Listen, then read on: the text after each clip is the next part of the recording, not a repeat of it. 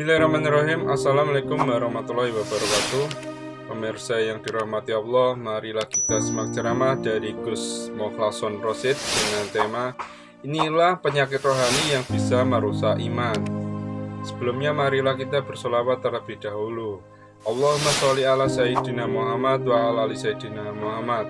Selamat menyaksikan. Jikalau jasmani ini ada beberapa penyakit, yang penyakit itu tidak lekas disembuhkan,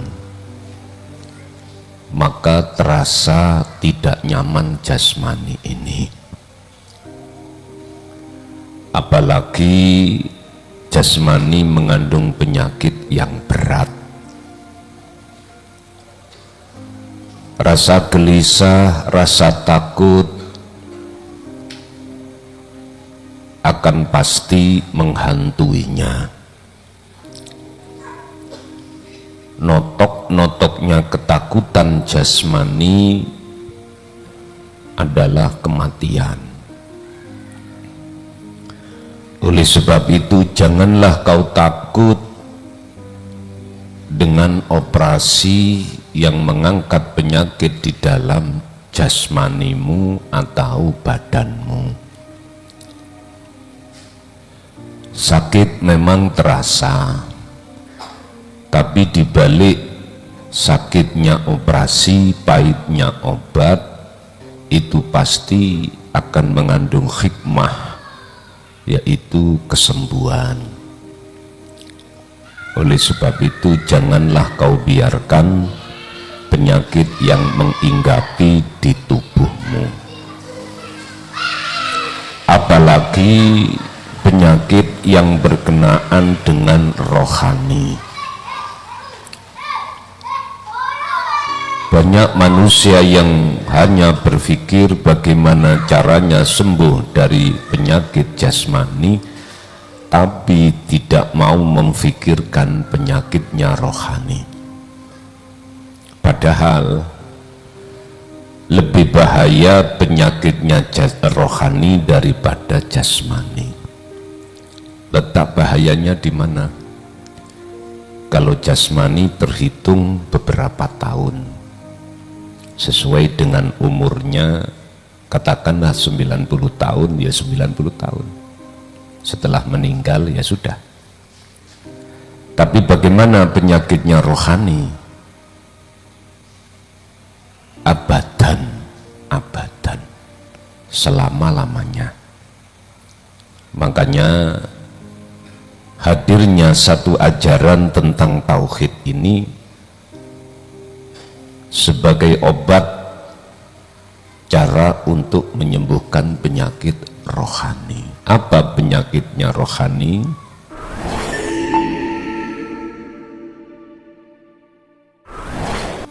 Penyakitnya rohani adalah asyirku, syirik, yang ditimbulkan dari berbagai penyakit-penyakit,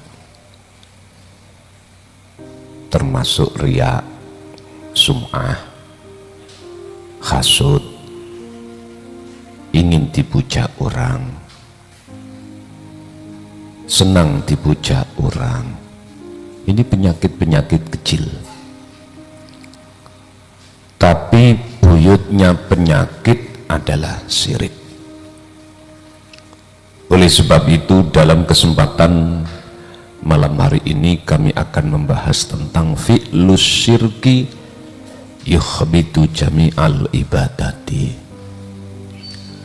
utawi lakune atau perbuatan syirik iku yukhbitu, bisa menghancurkan atau bisa menghabiskan atau bisa menghapus jami'al ibadati ing nilai sekabehaning ibadah.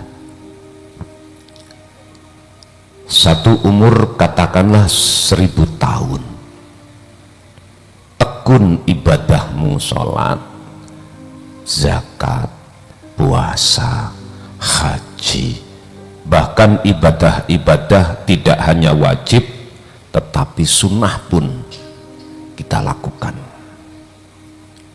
Ini semuanya akan dikonter, akan dihapus oleh satu perbuatan di sisi Allah adalah asyirku, syirik.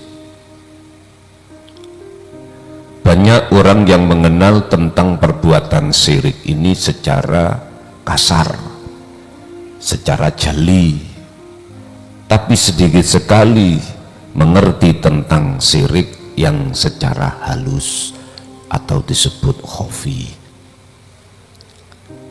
Padahal yang menghapus semua perbuatan amaliyah ibadah 1000 tahun itu lebih kuat dilakukan oleh syirik khafi. Kalau melihat syirik yang terjadi di tengah kita golongan umat manusia, mayoritas Pak, bentuknya yang bagaimana nanti kita jelaskan. Yaqulu khalidawu sapa Allah Ta'ala fi surati Zumar, ing dalam surat Az-Zumar ayat 65. Rupane dawe Gusti Allah,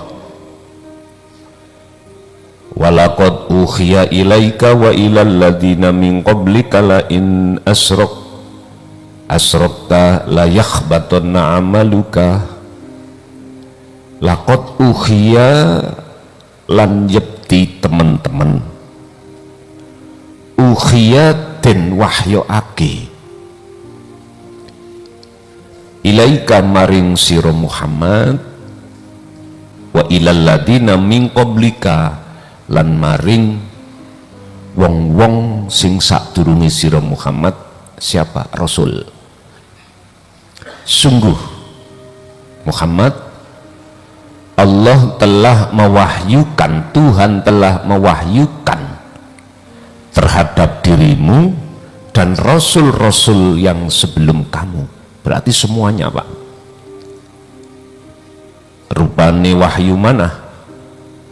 La in asroktah, yekti lamuno nyengkutokake sira Muhammad, ya la yahbatonna mongko gugur tenan opo amaluka amal sira Muhammad.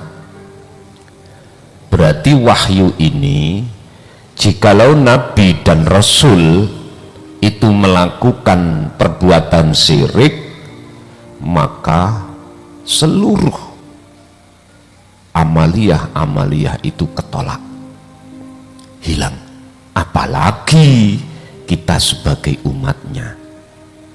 Kalau hukum ini berlaku pada diri Rasul, pasti juga berlaku pada diri kita sebagai umat.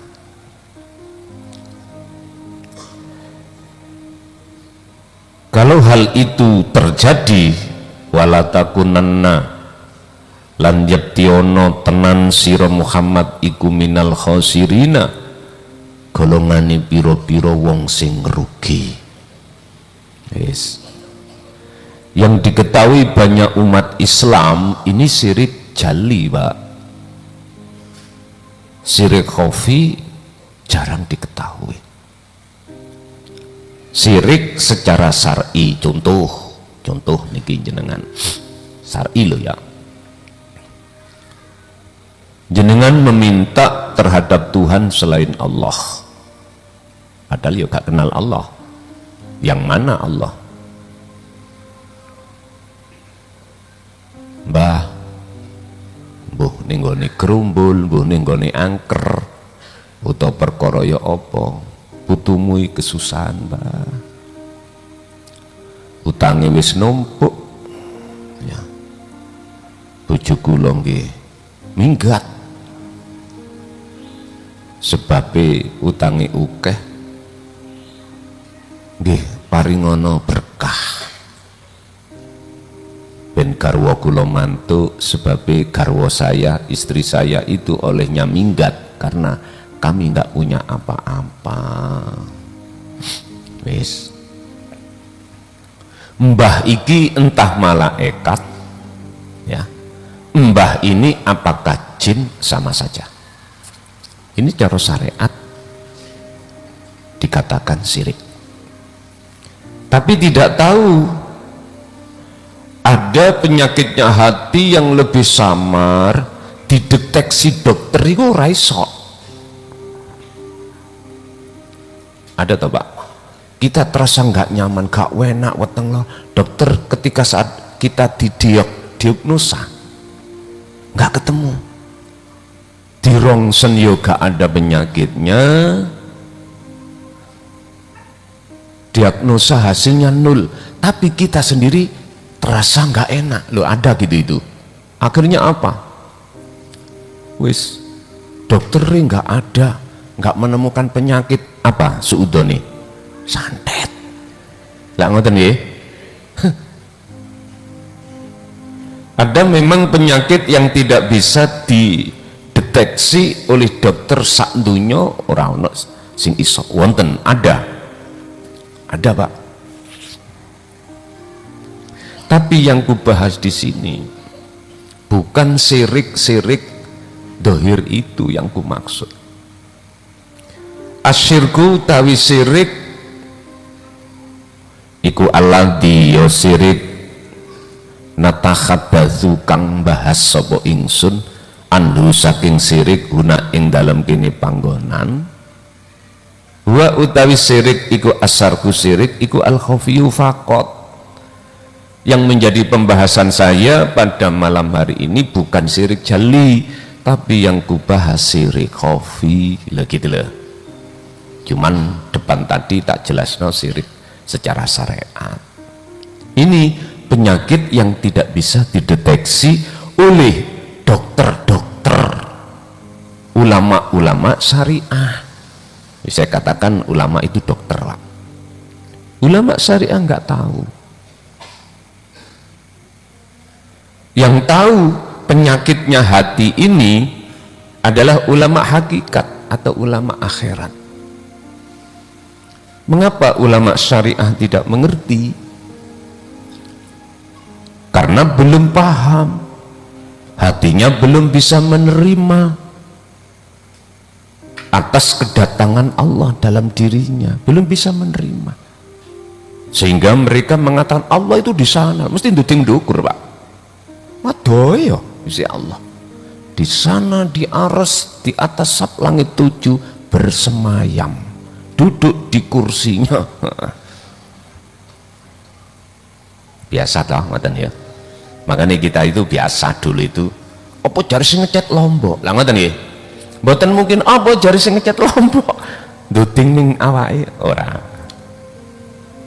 Itulah Pak tauhid la ilaha illallah dan huwa itu memang di situ. Ya wis itu memang takerane. Wa huwa lan khali utawi syirik iku sirkun khafiyun jiddan. Ya iki sing dimaksud syirik khafi itu syirik sing sungguh sangat membahayakan. Contoh mithaluhu utawi contoh syirik khafi. Ayo kui percaya gak percaya terserah. Mungkin karena kita ahli ilmu, ahli Quran, ahli kitab, nggak percaya apa yang saya katakan ini nanti. Iku dudu urusan saya. Yang penting sudah aku sampaikan. Iku idakana contoh, iku idakana tatkalane ono fi qalbika ing dalam ati ira. Apa imanun iktiqadun, satu keyakinan bi annaku lama gambarane kelawan sak temene saben-saben opo yahdutsu kang terjadi opo ma famasdaruhu tawi sumbre ma kelakuan iku minal makhluki saking makhluk. Ayo contoh disebut syirik khafi adalah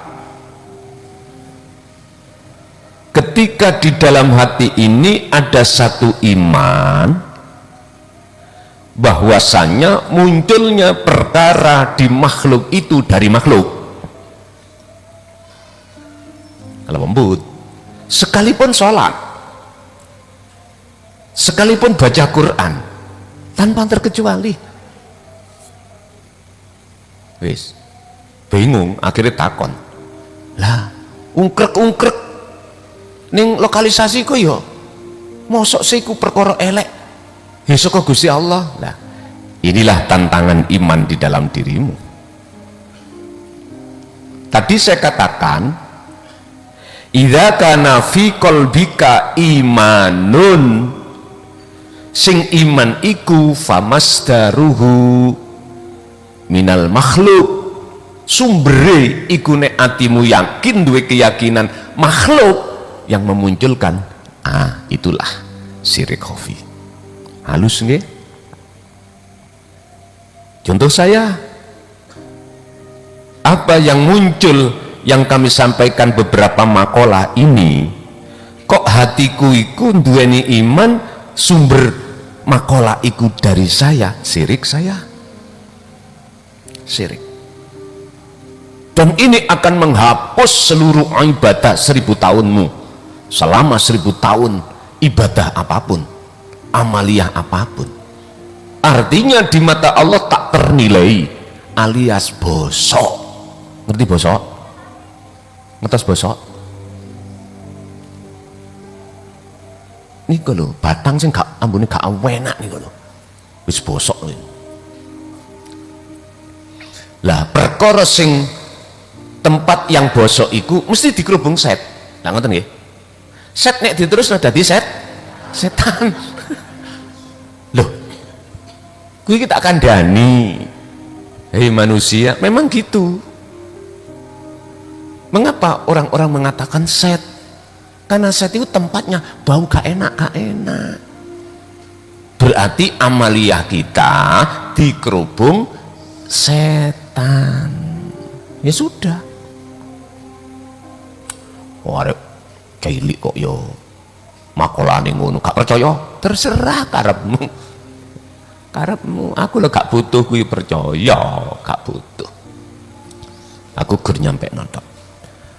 Asyirku tawi sirik, sing dimaksud sirik khafi itu iku aqdamu zulmi, luweh agung-agunge piro-piro sirik kang agung. Iki cara penyakit badan ngono sing berat iki penyakit napa, Pak? Sing penyakit sing mbahayakno niku lho, deluke bongko niku lho,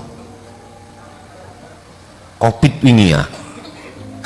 Penyakit dadak ini lho. Wis.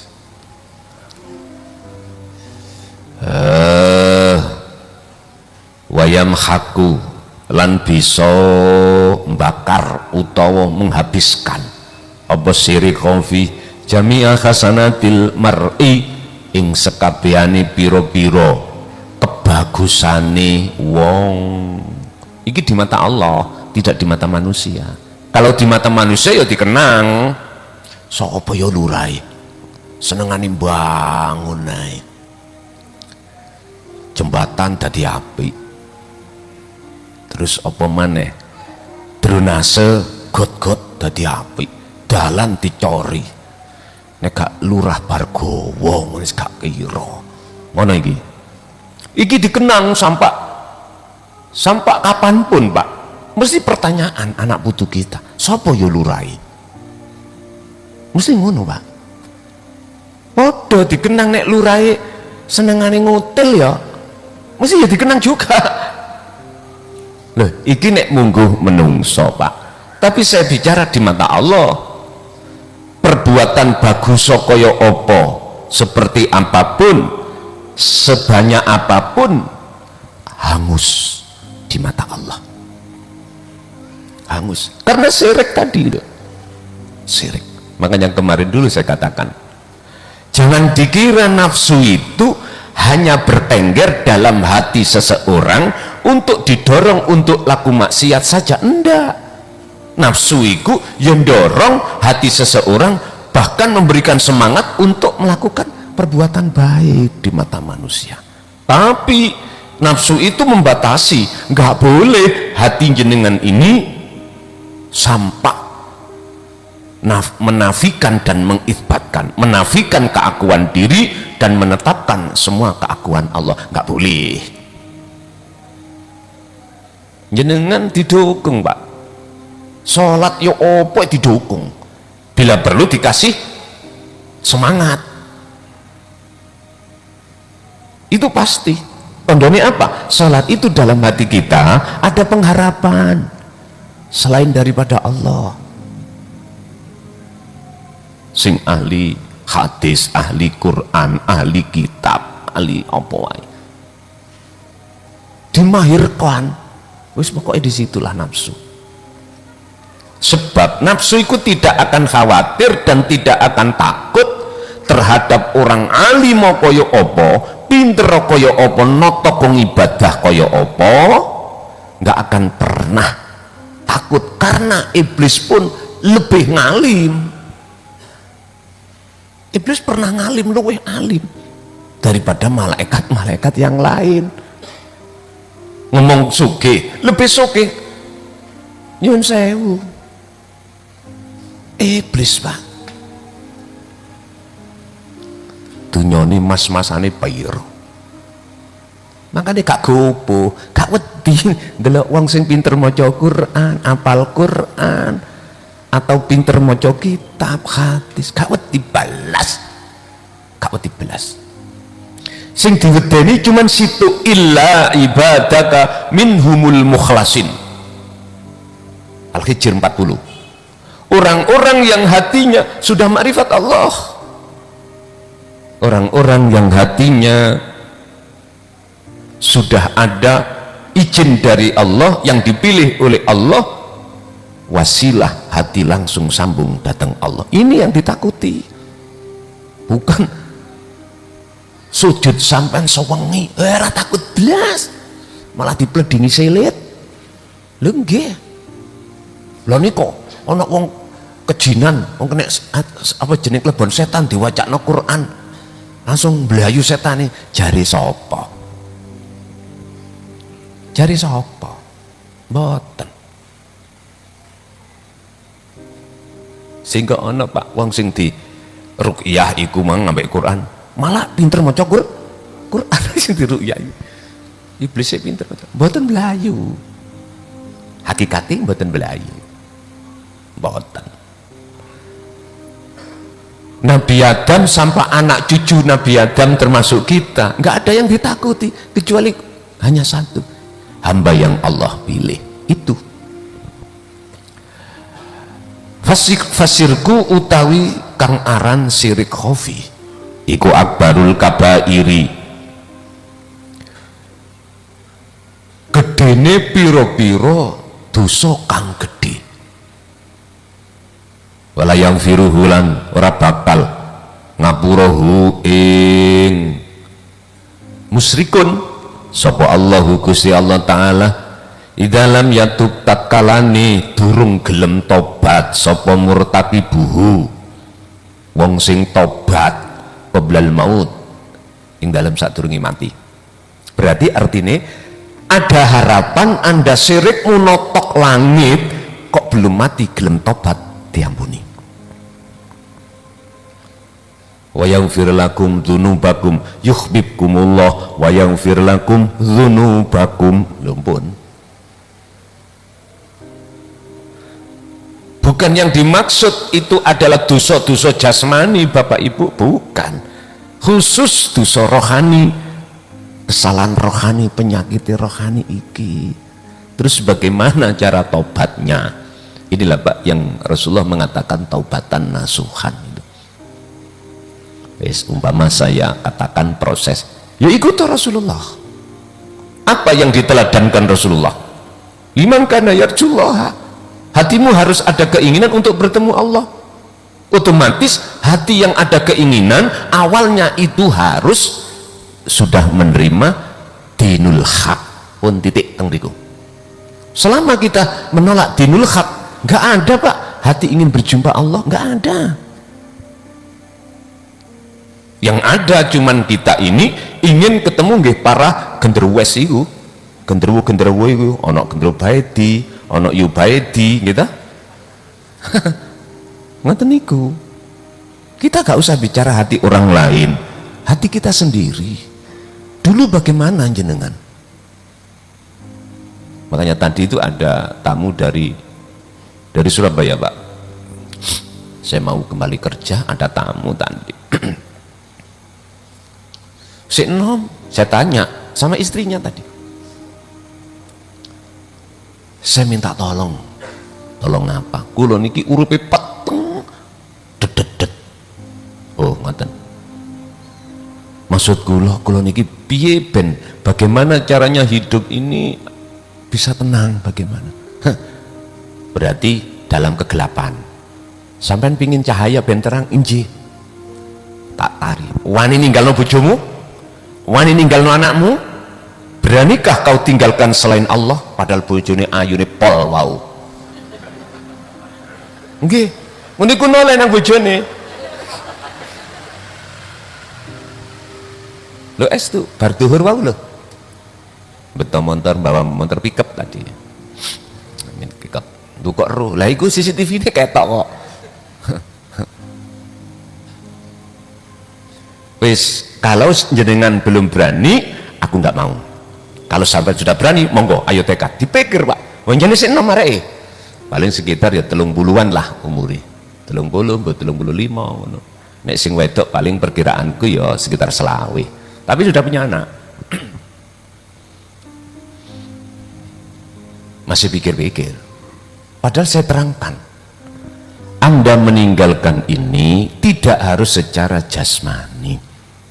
Meninggalkan ini hanya secara rohani. Tinggal pertanyaannya, rohaniyahmu nanti terpengaruh dengan jasmaniyahnya enggak? Itu yang menjadi pertanyaannya. Ayo, sebab tidak mudah ketika jasmani ini campur, rohani enggak terpengaruh, itu enggak mudah. Sebaliknya, jasmani tidak akan mudah mempengaruhi rohani manakala jenengan ini betul-betul hati selalu memegang zikir, baru nggak bisa terpengaruh, Pak. Oke, ono dalile wonten. Yang pertama, kita mengenal dunia perikanan, Pak. Dunia perikanan itu ada macam dua. Ada yang hidup di air tawar, ada yang hidup di air asin. Coba yang hidup di air tawar langsung cemplung nanggone air asin, kelepak-kelepak, mati toh, mati. Kalau langsung dimasukkan air asin, aku yakin nggak berdaya, kelepak-kelepak. Ini ibu-ibu yang lebih tahu. Biasanya beli ikan lele, ya dah, ikan lele. Kalau cara sebelum digoreng dibunuh kan nggak ditutup ndase ta ya. Apa dilebokno bak itu dikasih air garam. Lah ngoten Bu nggih, langsung mati. Pinter Ibu. Khawatir kok dipatil. Wong patil cilik, patil gede gak wedi kok patil cilik wedi. Aneh Ibu iku. Oh, patil cilik tambah loro ya ngono. Pun belakrak tok kuno piye ta. Yang ini kena ngaji musuh wong padha dewasane. Allah, pun Bu. Mestinya harus ada proses. Katakanlah air payau, masukkan dulu dikit-dikit. Gak langsung air asin. Sama.